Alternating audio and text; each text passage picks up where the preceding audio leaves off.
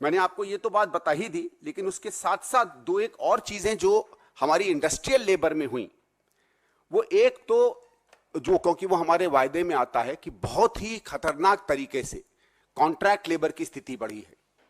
2011-12 में जब annual survey of industry आया था, तो उसमें एक आंकड़ा आया था जो, और वो आंकड़ा मैं इसलिए बताना चाहता हूं कि वो आंकड़ा चौंकाने वाला है।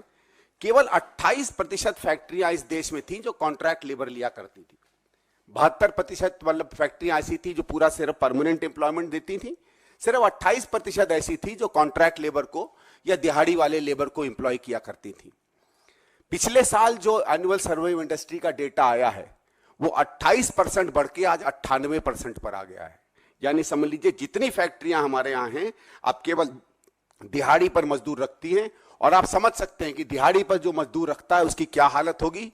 और समझ लीजिए अगर 7-8 साल में यह हाल हो गया है, तो और 10-15 साल में जो कुछ पुराने कॉन्ट्रैक्ट के कारण जो थोड़े बहुत मजदूर बचे होंगे, जो परमानेंट एम्प्लॉयमेंट में हैं, जिनके कुछ अधिकार हैं, जो कम से कम यूनियनाइज कर सकते हैं, अगर उन पर कुछ प्रताड़ना हो या उनको कोई दिक्कत हो तो थोड़ा मोटा स्ट्राइक कर सकते हैं, जिनको पीएफ मिलेगा, जिनको ईपीएफ मिलेगा, जिनको थोड़ी बहुत और सरकारी सुविधाएं मिलेंगी, वो भी एक एक करके धीरे धीरे जो अभी प्रभाव चल रहा है सबके सब कॉन्ट्रैक्ट लेबर पर चले जाएंगे।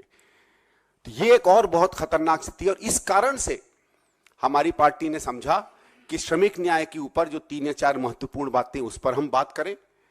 अर्थव्यवस्था में बहुत विस्तार से चिदम्बरम साहब ने 2-1 बार कहा भी है कि किस तरीके से हम रुख अपनी पूरी सरकार की नीतियों का मोड़ के आज एमएसएमई या छोटी उद्योगों की तरफ ज्यादा पैसा लगाने की कोशिश करेंगे। ये माना जाता है कि 10 से 10.5 करोड़ के करीब लोग आज भी एमएसएमई में हैं।